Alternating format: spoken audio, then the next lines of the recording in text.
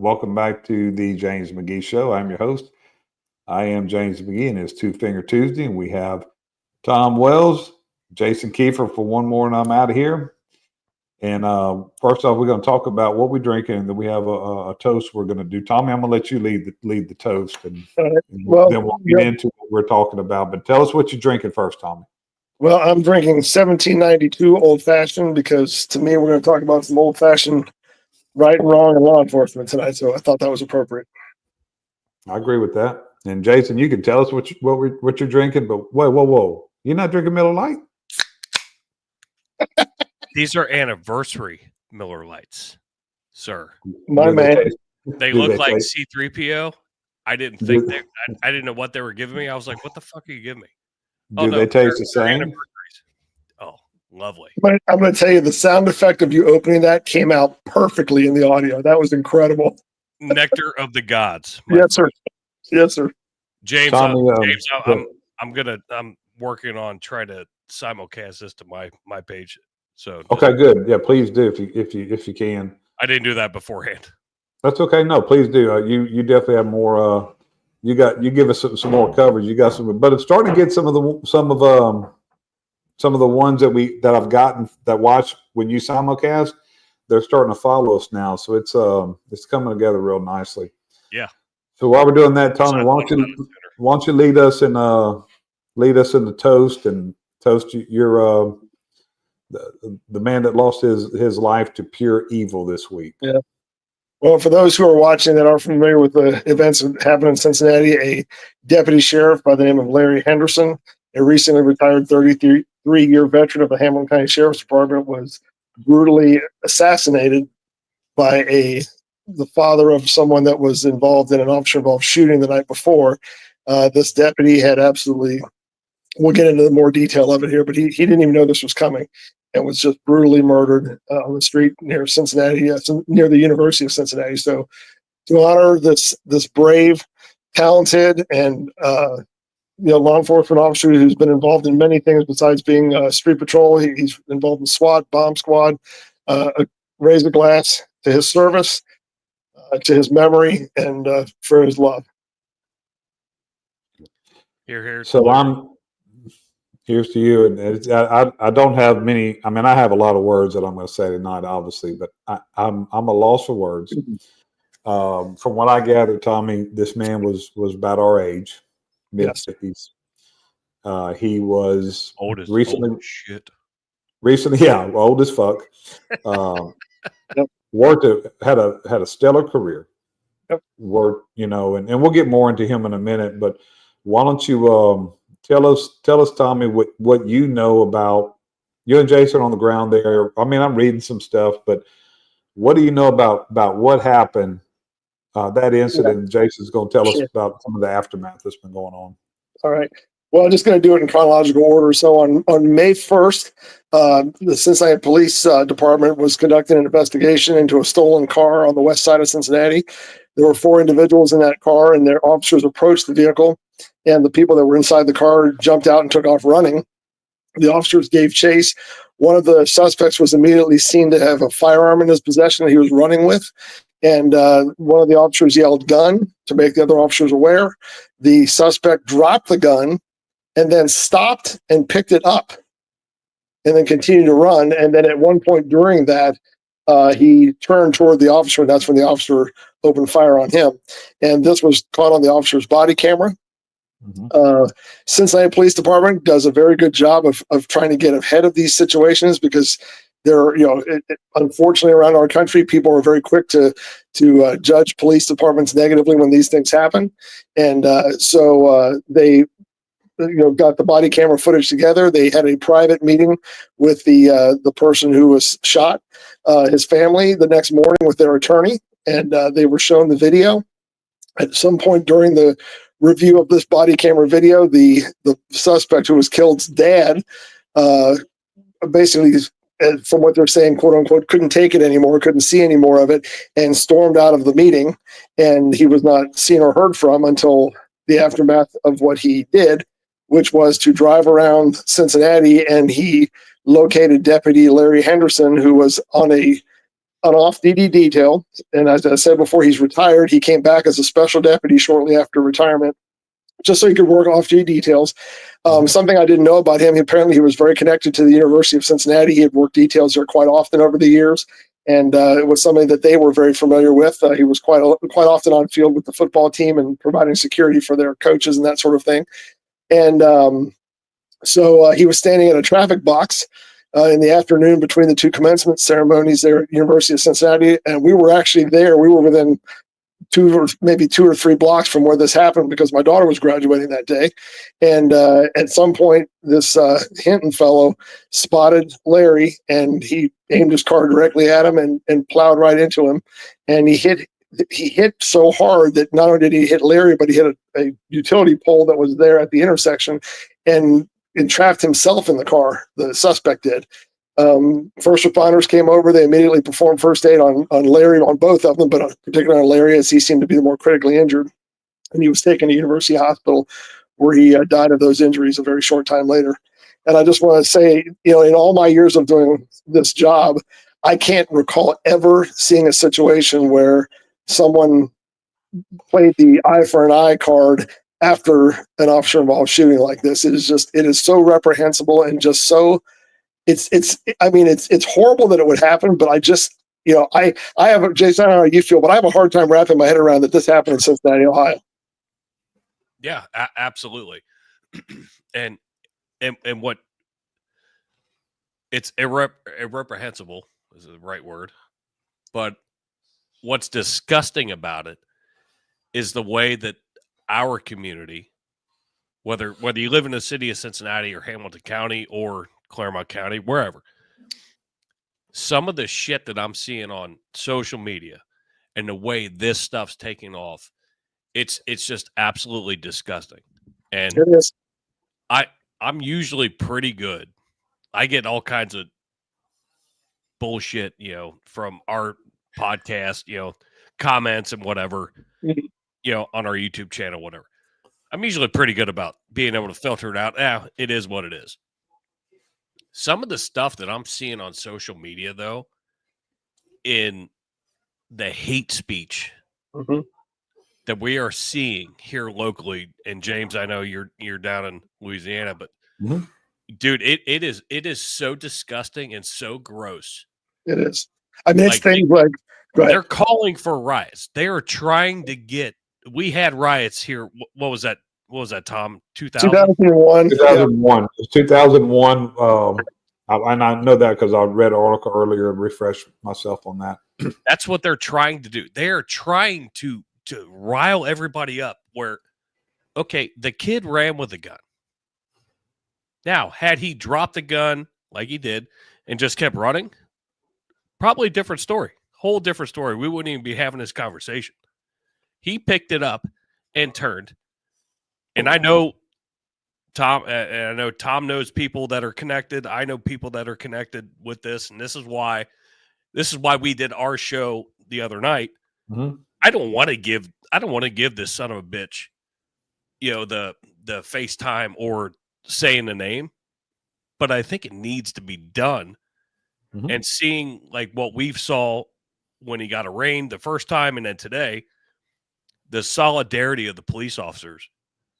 But there's so much stupidity in the social media aspect that they want to talk about a racial divide. They're creating a racial divide. Yeah. I mean, Jimmy, it's things like posting in there that, and this was even before Larry was hit. There was already postings made. An officer shouldn't make it home tonight. We need to take, picketing and protesting doesn't do anything. Actions do something. And we need to go out there and show them that that in other words, we'll send one of them home in a bag. That's the kind of stuff that was being posted. Now, granted, this is a small segment of our community, and a lot of it is probably people that are on there just doing it for the sake of doing it, knowing that they'll rile people up. But it is disgusting. As Jason said, it's the perfect word. It's disgusting. It is. Yeah. I mean, you've got a guy who, like you said, gave 30 years and now plus. Yeah. Just literally clicking a button to let people cross the street to get to a commencement ceremony, who had nothing to do, mind you, nothing to do with the shooting of his son. Right. That was Cincinnati police. some of the totally disconnected. and some of the not that it matters, but it just makes it worse, Jason. Right. It shouldn't matter, but it does. I mean, this just showed the total absurdity of it. And there was a picture on Facebook that I saw, and it was all of the Hamilton County deputies sitting in that arraignment room, and some idiot, and I got sucked in, and I tried to not do this, but I got sucked in. But they're like, at CPD, if we have this many cops that can take their time to be here versus out on the streets, then we need to do an audit on that department. And I said, why don't you get educated, you fucking moron? These are Hamilton County Sheriff's deputies, not Cincinnati police. And you hashtag Cincinnati police, you fucking idiot. Right. And of course I got sucked in. And I know.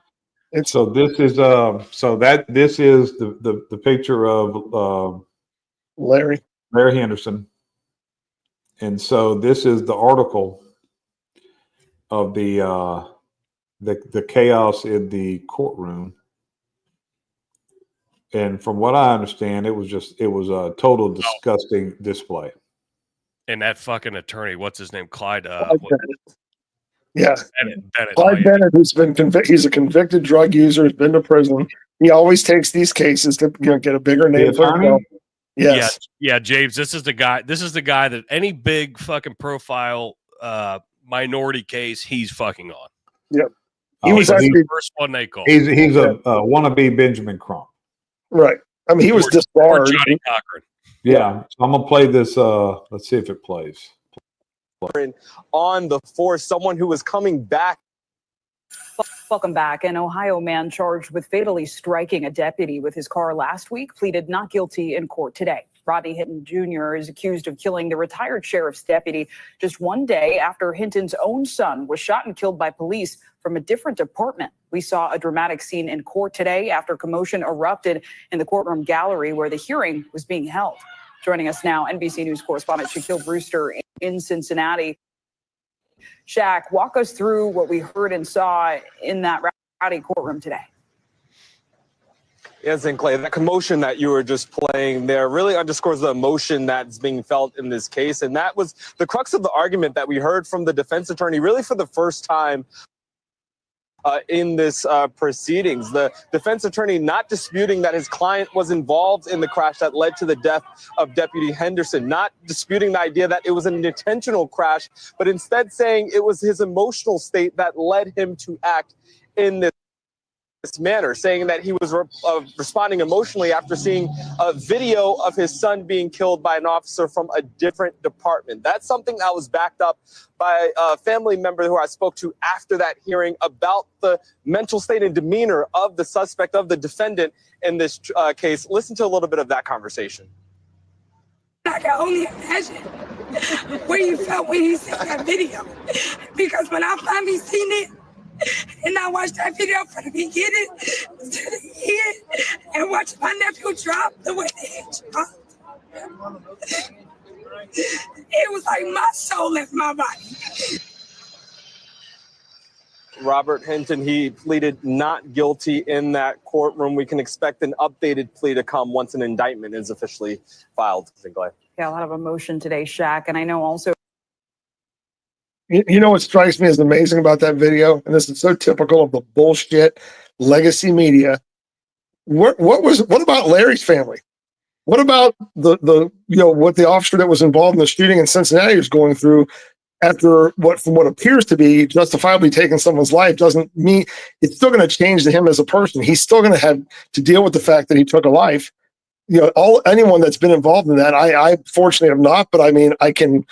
I know people that have been in that situation and how that affects people. I don't care about. I mean, I'm not saying I don't care about this guy. But why is that whole story circling around that family and about the brother who has to get shoved out of the courtroom because he keeps yelling out that he wants to see his brother? Well, there he is up there at the defendant's stand. You don't need. What do you think they're going to let you sit down and have a chit chat with him? I mean, this is all just posturing and bullshit. And from what I heard, and I can't confirm this, that wasn't even his brother. It was just, I want to see my brother. I want my brother to see me. I want my brother to see me. I don't think that that's actually his brother. His actual biological brother. But you're right. Yeah. Who, I mean, obviously, the officer that took the young man's life, in fear of his own, and the way it seems, and you were a police chief, it appears from what I've seen to be a good shoot, for one. Obviously, he's going to be on administrative leave, until the investigation's done. So obviously, we can't talk to him or his family. But no, I get that. But the thoughts, like nobody's thinking about that. Nobody's thinking about the rest of the Hamilton County sheriffs that worked with Larry. Right. Have you seen an interview? And they may not want to do it, and I understand that. But all we hear is, we got Auntie, sitting there having a conversation, crying outside courtroom A. It's just so ridiculous. It is tragic for that family. No matter, I mean, the guy was breaking the law. He shouldn't have put himself in a position. And I've said this once, if I haven't said it 100 times when I have this discussion with people. People die at the hands of the police because they fail to comply. It's just so simple. If you comply, you don't wind up dead. What's that? We talked about this how many times on this fucking show? Now I'm about to get pissed off. So we've talked about this 100 fucking times. First off, he was fucking wrong. All right. He is dead ass wrong. And he is dead because of his fucking actions, period. Okay. Yep. But another fucking example of, I know I'm getting a little loud. I'm going to try to calm down. But I'm going to still say what I'm going to say. Just don't want the audio to go off. I'm going to get loud too. So another fucking example, Tom, of what you and I talked about the first time a year ago when you and I did our first show together about police use of force. What does it fucking start with? Quit looking at the ending and look at the beginning. It starts with failure to comply to what? Lawful orders. That's where we getting all fucked up here. That's where the goofy ass public that are up there jumping up and down don't understand. Somebody needs to give them a lesson on the Constitution and a lesson on the law that police officers have not a lawful right, a lawful duty to enforce the law. And when they are given lawful orders, it shall be complied with. Yep. And when you don't comply, you're putting yourself in the position, especially when you point a gun at a policeman, you are going to fucking die. Period. Yep. Well, anybody that feels any different can go fuck themselves. I hear you. Well, and Jason, when he was talking a few minutes ago, hit literally the nail on the head when it comes to that Cincinnati case. I don't have to know any more details about it to know that if he hadn't picked up the gun, if he would have just kept on running, number one, the outcome would have been different, just like Jason said. But number two, that officer would, if I'm an officer and I'm in a situation where I have to make a split-second decision, and I'm chasing someone who drops a gun and they pick it up after they drop it, the only reasonable conclusion I have is they want to use it on me. Yep. Yeah, they're going to use. I mean, there is no other, and his one of his family members was quoted on TV as basically saying, she didn't say this, but it was to the tune of kids will be kids. These kids were just being kids. No, they were in a stolen car with stolen guns and picking up guns and pointing them to police officers. That's not kids being kids. That is poorly raised children that are doing the wrong thing. And I'm going to call bullshit there, because I've talked about it over the last day and a half. All these sons of bitches were 18 years old. They were all grown fucking men. Right. Now, granted, mentally, they might be children. Yeah. But they are a grown-ass fucking man as far as our military is concerned. You can enlist in the military at 18, you're a man. Yep. You're going to go fight war. This bullshit of, well, he was a young kid. He was getting his life together, whatever. I know he didn't have a big rap sheet. Was it Ryan? His dad does. But he had, his dad did. He was on probation for as a juvenile. He was still going through the probation, process, whatever. His dad definitely had assault. What was it? What was the other? Armed robbery. He went to prison for assault, drug cases, and B&E. Yeah. So he's been in prison. So while he was supposed to be raising his son, he was in prison. Mm-hmm. yeah, and he yeah, and the perfect thing that I've heard with all my buddies, sitting here over the last day and a half talking 2 days. Where was the dad? Guess what? Not there, most likely, for the most part. So I don't know this for a fact, but just because of the way the dad acted and the way the actions of his son being 18 years old and committing violent crimes, that is a violent crime what he committed. I don't know this enough to say like what was who the guy that Daniel Penny had to kill on the what was that kid's name, or that he wasn't a kid, what You know what? yeah. So if you remember that one, when I was watching y'all show, Jason Pappas said it best. His dad is now jumping up and down and on TV, but his dad couldn't pick the man out of a photo lineup. He couldn't have picked his own son out of a photo lineup. I'm gonna go out on a limb here and say that's a very good chance that this guy couldn't pick his son out of a photo lineup. It's your fucking fault. You were in prison when you should have been raising your kid, so you were a criminal. You raised a criminal.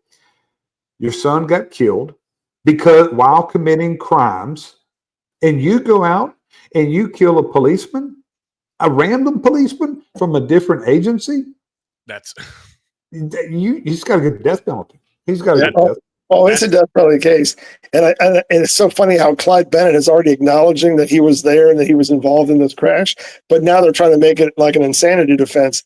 And I'm sorry, I just don't see that flying, because the guy doesn't have, first of all, he doesn't have a history of mental illness, number one, and I'm not saying that that's a prerequisite, and not to say that you're seeing a video of your son being shot and killed wouldn't set you in a into a emotional frenzy. But all three of us have seen videos of people dying. I mean, I've seen, I was at the scene of Kaya's murder, the police officer on my department, and I didn't go out the next day and kill someone because of that. Yeah. And that's a perfect analogy, Tom. That's perfect. I mean, it's unfortunate, obviously, that you had to deal with that, but the way you handled it, like a professional, and we've all seen shit.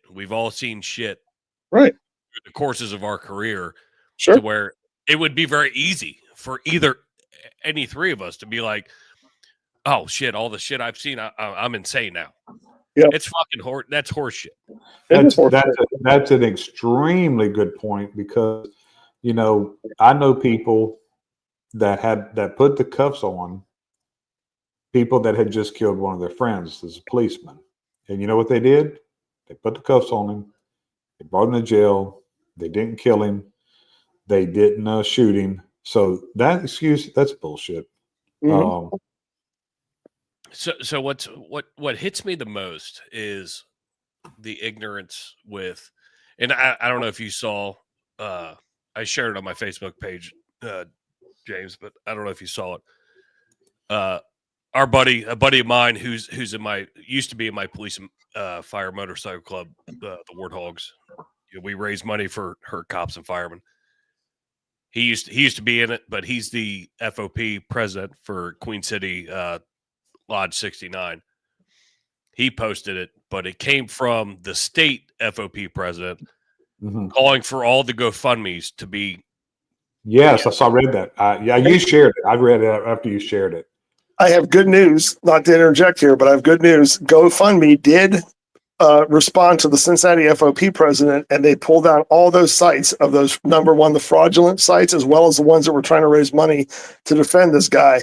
All of those have been pulled down, and they sent a really nice letter to the FOP president explaining about how they were pulling that down, which I thought was excellent. Which is perfect. Yeah. I think it got shared enough that I think they were like, oh, what the fuck? Oh, yeah, for sure. And the other thing I was going to say real fast is I see that you're scrolling on Cop Hater 9 there, Jimmy. That's a station that no one in Cincinnati watches because they don't like the police. But how you said Cop Hater. But I thought this was interesting, and our friend Kim posted this. His grandfather was a criminal as well. I did see that, Kim. But this did, I did like this. I'm up here screaming and yelling and cussing, and rightfully so. We all are, but I think it's only right to show this too.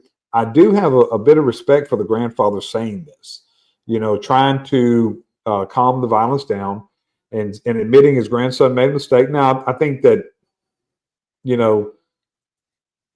I don't totally agree with him, but y'all see what I'm saying.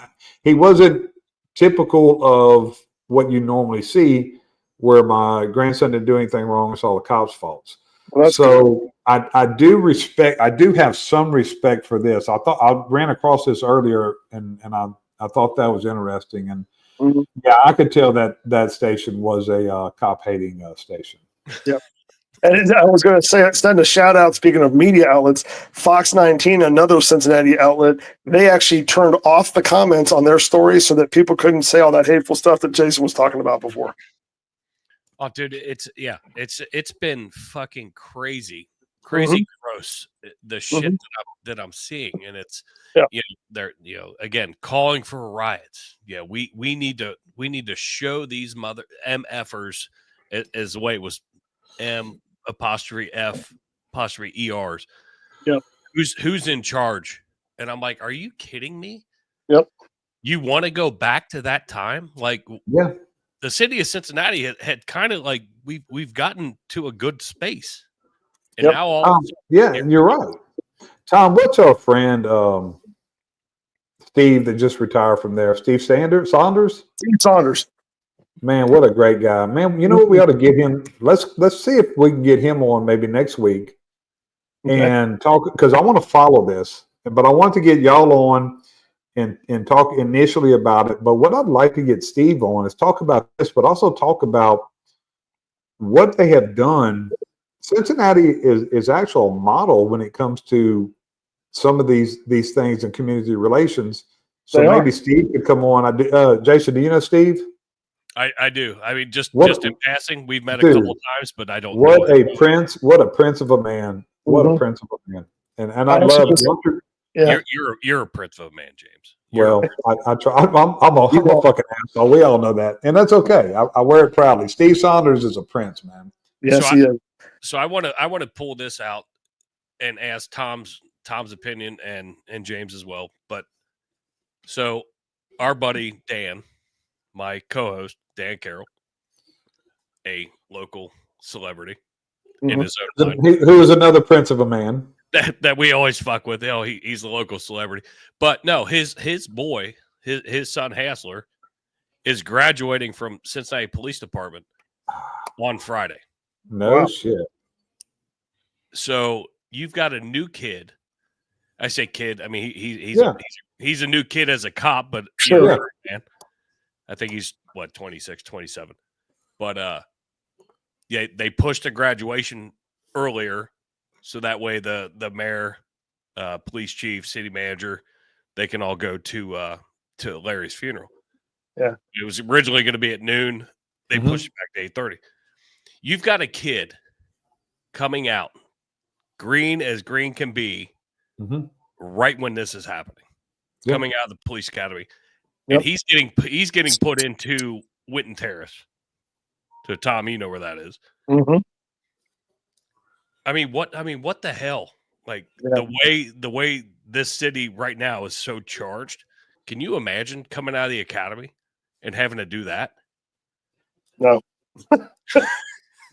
Yeah. You know, it is, it's got to be so difficult because you're so excited about having the new job and graduating from the academy and getting out there on the streets and finally, hitting the road and doing the job that you've dreamed of.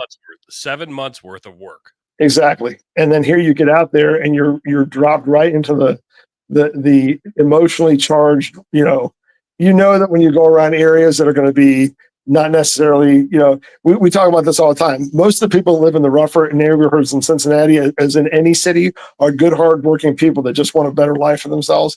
But there's that element that we all know exists, and it's those people that are going to make it hard for those officers. And yeah, I have a very soft spot in my heart for people that are doing the job these days because, it's just there's too much pandering to that kind of ridiculous behavior that, like we talked about earlier with these comments and the things that are going on. And I think it is swinging back, but it's going to take time.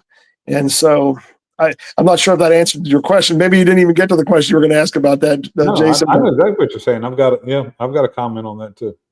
Go ahead. So I used to tell Jason, I used to tell our academy grads, deputies would go to corrections, they'd hire on a corrections, they'd go to the academy, and then I would recruit from the academy. And so when we get our class, when we academy graduate and I would get them, first meeting I would have with them all as a group, I told them all this for years and years, that they hired on, they went to the academy, they started corrections, they started their career, and they're paddling in this canal, and they're paddling, and they go to the academy, and they fucking paddle. And I said, now you're at the end of the canal. You know what's at the end of the canal? The fucking ocean. So that's what Dan's son has just entered the ocean. Yeah. And it's a scary time, but it's with pride. And this is what scares me with people. And Dan's listening to this. I don't want to freak him out.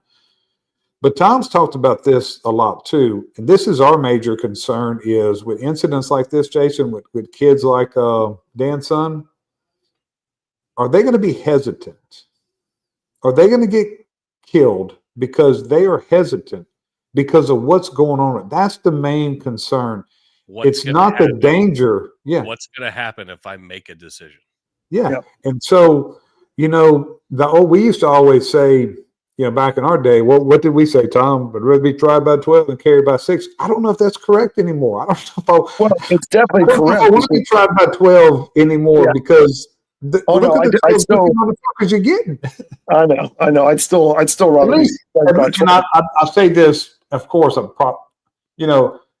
least if you get tried, if you do your job, and this is another thing I used to tell our deputies. What keeps me up at night is not one of them getting killed, because they're trained, they know what they're doing, and let's just be honest. There's a risk that comes with this job. Sure. What kept me up at night, Tom, and I told them this all the time, more than them getting killed is them going to prison for doing their job. Yep. That's what kept me up at night, because they're cops. You know what? You bury 100 cops a year doing their job. That's part of the job. Cops are they're not supposed to die, but there's a risk. Cops are not supposed to go to prison for doing their job. And that's what happens these days. And that's in the back, Jason, that's in the back of these kids' mind. Yep. And that's what worries me the most about that generation, especially if somebody graduating the academy the day of the funeral and then seeing what's going on in that city. Yeah, I worry about hesitation more than I worry about anything. Yep. Well, what I hate to hear, fire side, police side, whatever, is you signed up for this. Now, I agree with that. You didn't. We know it. There's inherent dangers, but we should be able to navigate those dangers the best that we can. I don't go to work thinking that I'm going to get burned up in a fire, fall through a floor. I'm going to do everything I can to not do that. Right. Police officers don't wake up in the morning, like Tom said earlier. Oh, who am I going to shoot today? Or, nope. Who's going to shoot at me? Like, that's not the way we're trained to realize this is a threat. All right. How do I, move this way, that way, whatever. Mm-hmm. So like when I hear, oh, you signed up for it. No, that's not fucking true. Right. We signed up to protect fucking people is what we signed up for. Right. Yeah, we didn't sign up to die. So with Dan's kid, and I'm going to throw this out, and Tom being a police chief, I think you would grab onto this. So knowing where he's going, the district he's going into, which is complete shitsville. I mean, he's going to be putting in work. Hassler is very good at card tricks, like almost like a magician type card tricks. Mm-hmm. I said, I think your best asset outside of your training is you grabbing a hold of, let's just say, and I don't know if this is the same district, but you when I say this, you'll know, like Hawaiian Terrace. If he rolls into Hawaiian Terrace, has a bunch of young kids, and he starts doing card tricks with them, Absolutely. interacting, I said, that is your best asset outside of your training to get these young kids to realize, hey, white cop is not bad. Hey, look, he showed me this card trick the other day. And I said, if you do that, they're going to tell another kid, another kid. Well, and the key, I'll buy you a case of cards. Yeah. Packs of cards. Keep them in your car. Yeah. Well, that's the key to policing in this day and age, is making connections. One of the things we lost, I think, over the years was, and particularly because of, we're expected to cover large areas, we're in cars, it's less personal, is exactly what you just said. Whether you're a street officer that can, that knows card tricks or can get out of the car and play a little, ball with the kids, or whether it's a citizens police academy, what you're doing is you're building a face behind the badge.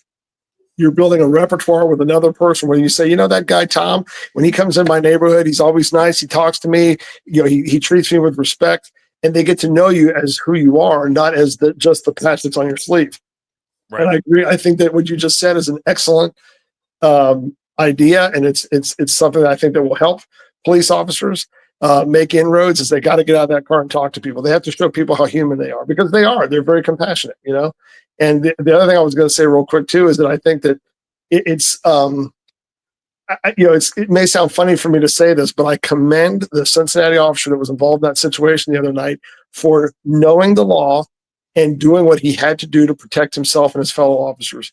He could have very easily hesitated, which might have gotten him killed, as Jim just said a minute ago, very appropriately, that if he would have hesitated, he might have lost his life in that situation. And kudos to him, regardless of how this thing shakes out.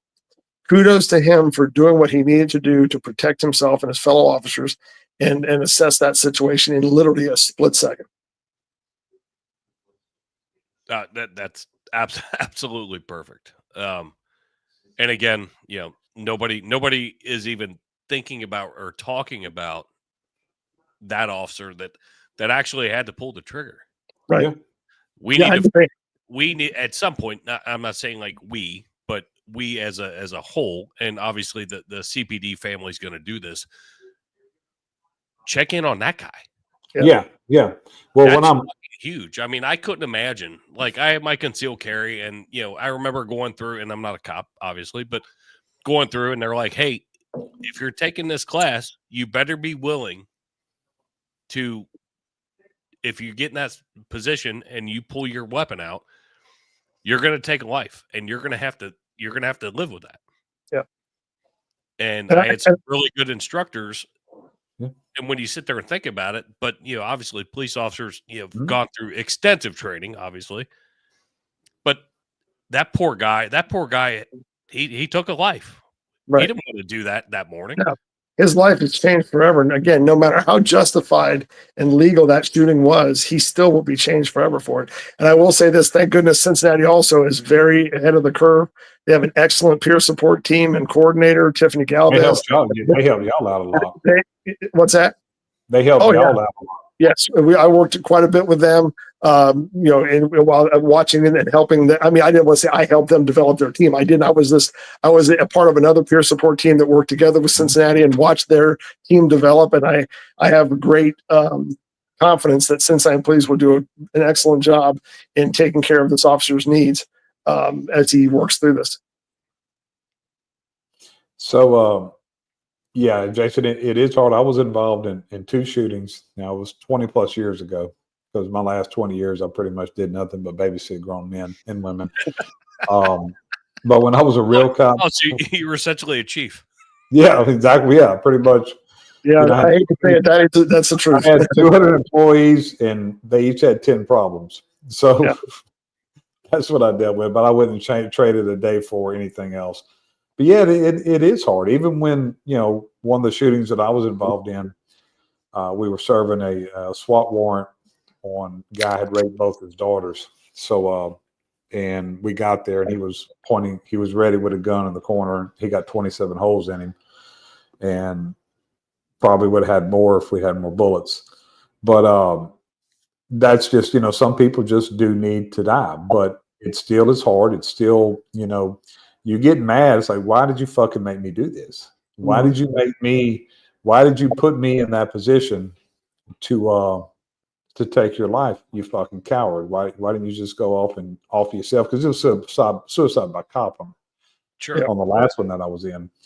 But it is hard. And, one thing, advice that getting back to advice on that, one thing that I always looked at, Jason, it's no different than with firemen.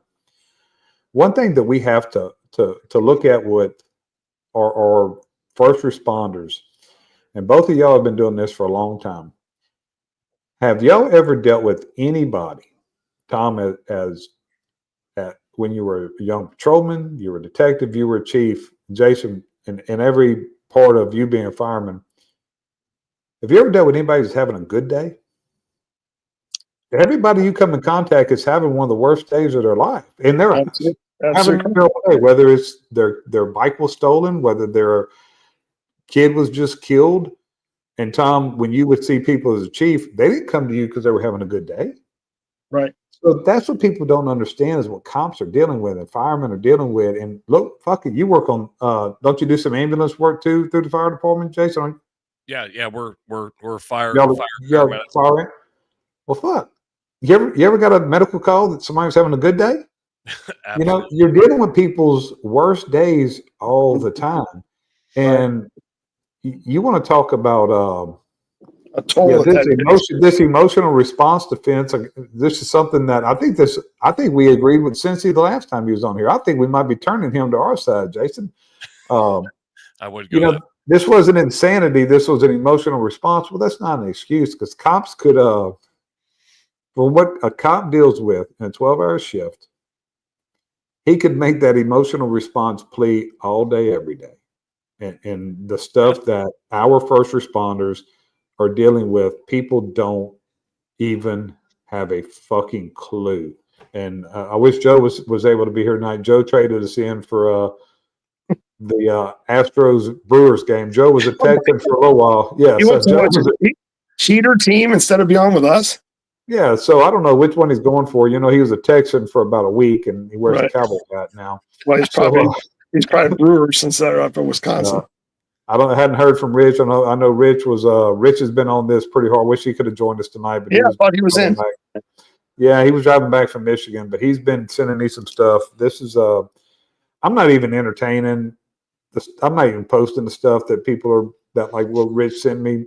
I'm not entertaining that. I mean, I'm glad Rich did, and it just I'm not giving them any more airtime than what they've had.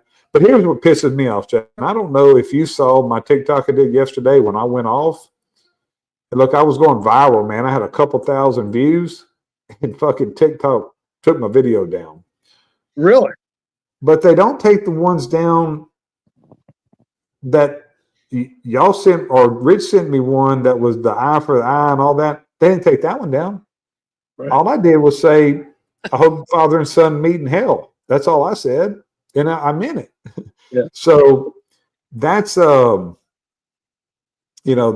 where we are and censorship, and they're censoring it. We don't, we talk about that shit all the time when we talk politics, but it's, it really is one-sided. But, Tom, what, so the funeral is Friday, right? Mm-hmm. So I got visitation Thursday, public visitation. They have a family first, and then public visitation starts at 4 on Thursday. Okay, and then Friday the actual procession. I think they're bringing him through Anderson, which is where I'm sitting right now, because he was with District 5 for a long time before he retired. So I think they're bring him here and then take him back down to Spring Grove Cemetery. So one thing, Tom, I'm sure I don't know if you know this because I don't know if y'all dealt with the reserves a lot, but we have a really big reserve component in our department. Oh yeah, something they passed about 15 years ago was reserve officers, if they're killed in the line of duty, and I'm assuming this is what he was classified more of as a reserve officer now. Right. but he will receive all line of duty benefits. That's correct. Through, he'll be on the wall. He gets everything a full, and he should, Right. Which and that was something, me being the dumb fireman, not the cop.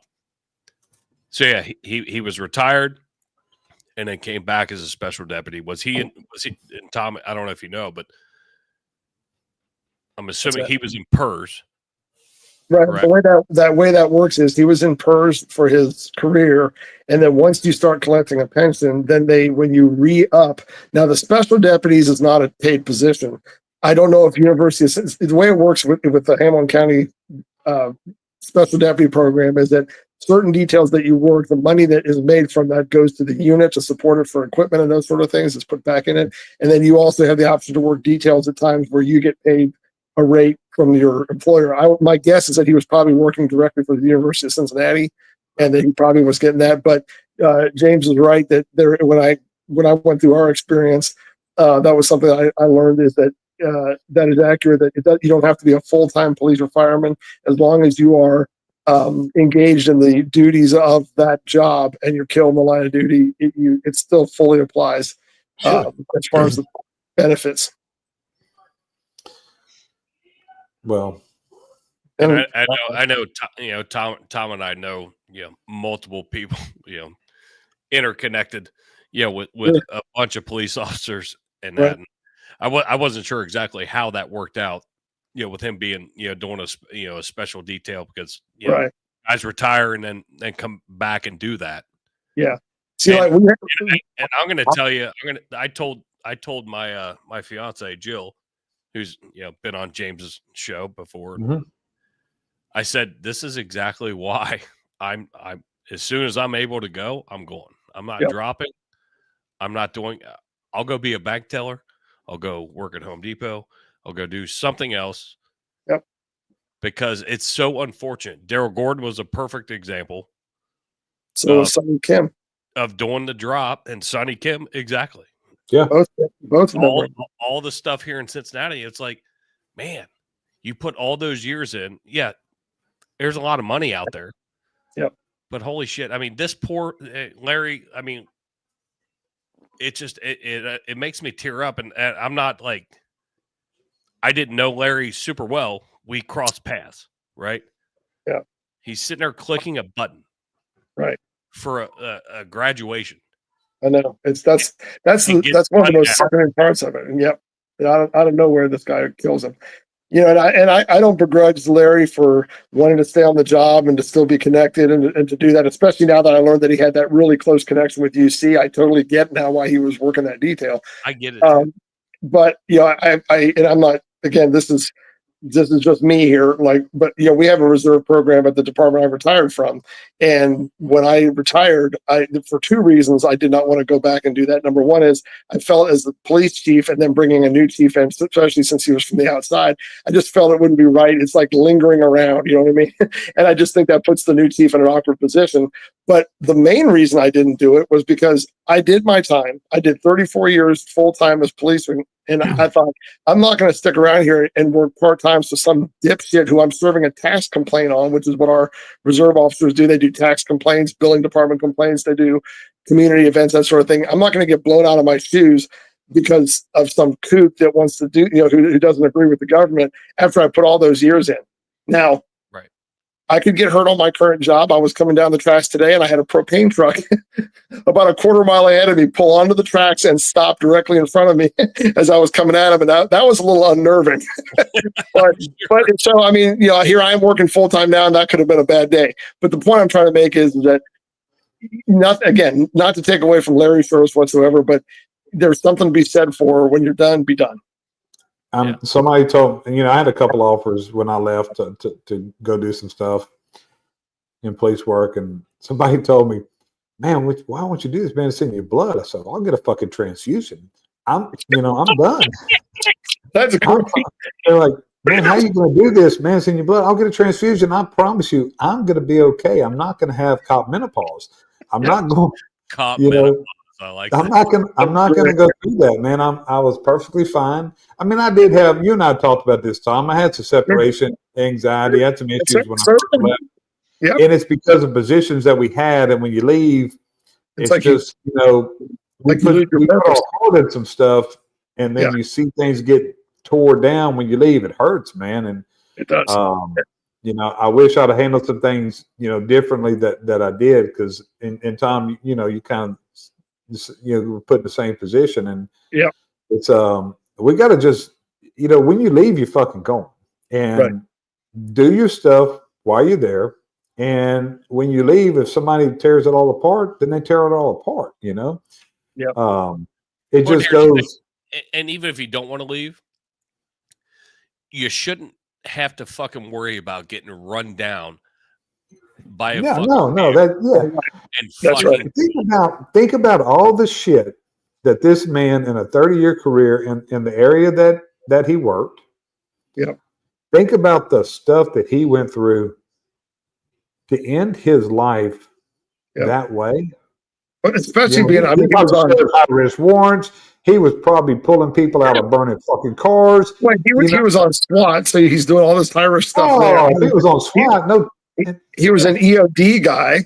Okay, I mean, he had all dangerous. He get blown up, and he gets fucking run over by a fucking piece of shit. Yep, that's just hard, man. Yeah. That's a hard pill to swallow, man. That's a hard pill to swallow. It's a shit fucking swan song to fucking go out on, when all the great things, and nobody had anything bad to say about him that I've talked here in the last fucking 2 days. Well, he was good fucking people, man. And there's gonna be plenty that's gonna be able to say about me. I've got strict instructions to my wife to have 2 big guys at the head of my casket. First person that comes in there, Tom, you're in charge. You come here. First person that comes in there says, "I was a good guy." Throw them motherfuckers out because they lying. So those are the people that are right. You're not a good guy. You're a damn good guy. It's just a terrible situation. I'm glad both of you came on, and I want to follow this and see how things go. And Tom, would you when all this settles down, maybe reach out to Steve and see if he would like to come on? I'd love to have him on anyway for any reason. The guy's an accomplished guy. But I'd like to. Hey, James, real quick. Our friend Tina from One More and I'm Out of Here, who's a very close friend of ours. She also, he was a Marine.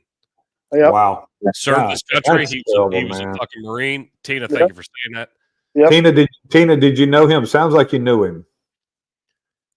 I don't know that she physically know him. Maybe she might have, but she made a few comments, and I'd love to hear. She's a veteran, and she's part of our.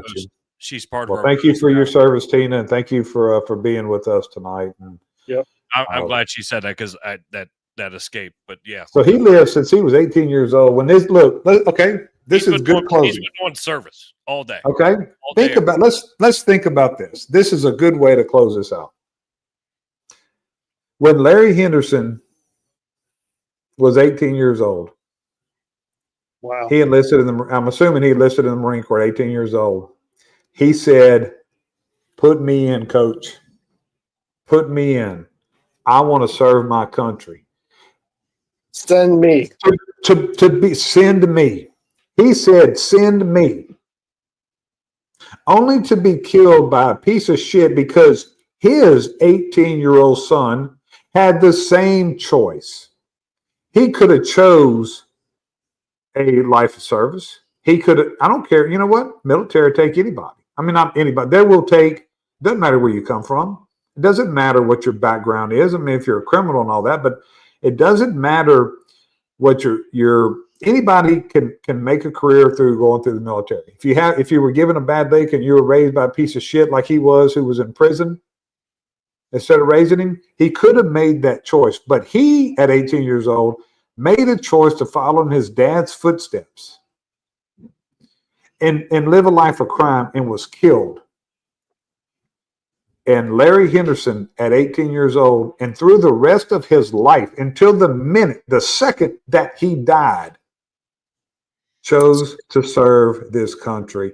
Let's give him another toast in closing. Absolutely. My thoughts are with y'all. I Larry know what it's like to Larry, to the whole area, to all of y'all. I know what it's like for an area to be affected by such evil, and I have, after listening to Dan the other night, I have not used the word tragedy. This is an intentional evil event. So, anything either one of you want to say in closing? Couldn't have said it better there, Jimmy. I think we ought to leave it at that. Yep. I'm down All with right. that. Until next time, and hopefully it'll be real soon. McGee, Wells, and Kiefer are out.